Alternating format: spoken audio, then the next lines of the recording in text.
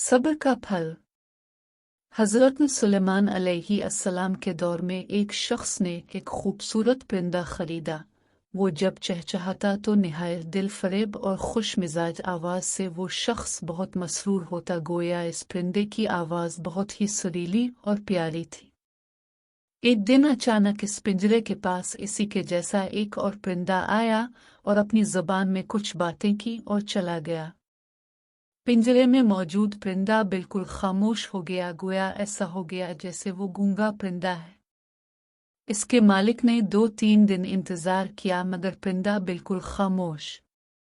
वो शख्स हज़रत सुलेमान अलैहिस्सलाम की बारगाह में इस परिंदे को पिंजरे समेत लाया और शिकायत के ये बहुत महंगा परिंदा खरीदा था। इसकी आवाज़ मुझे मसरूर करती थी मगर अब न जाने क्या हुआ कि बोलता ही नहीं।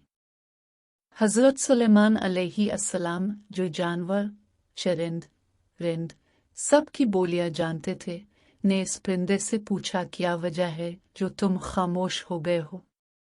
वो परिंदा अर्ज़ गुजार हुआ, ए अल्लाह के बरहक नबी, ये शख्स समझता है मैं खुश है कर चहचहाता हूँ, मगर हकीकत यह है कि मैं दीगर आज़ाद परिंदों को देख कर रोता हूँ कि ए काश में भी आज़ाद होता तो कितना अच्छा होता, मगर ये मेरी ज़ुबान नहीं समझता तो ये ख्याल करता है जैसे मैं बहुत खुशी से गुनगुना रहा हूँ।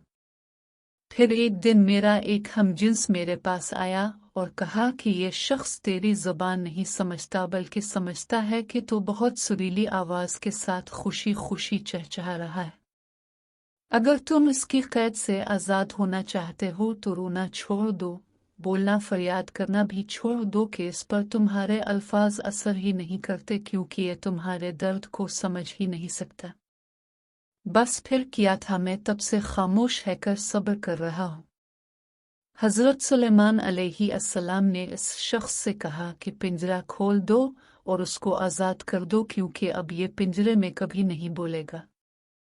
इस शख्स ने कहा, अगर अब ये खामोश ही रहा तो बिलावजह इसको रख कर मैं किया करूँगा। लिहाजा उसने सुलेमान अलैहिस्सलाम के हुक्म की इत्तिबा करते हुए पिंजरा खोल दिया। वो परिंदा फौरन उड़कर दरख्त की शाख पर बैठा और इस शख्स को देखकर कुछ चहचहा कर उड़ गया।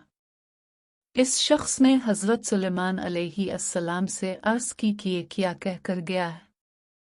आप अलैहिस्सलाम ने फरमाया कि उसने कहा कि अगर तू भी अपने गमों और मसाइब से आज़ाद होना चाहता है तो खामोश हो जा और सब्र कर, किसी से कुछ शिकायत न कर तो तुझे भी एक दिन सारे गमों से निजात मिल जाए।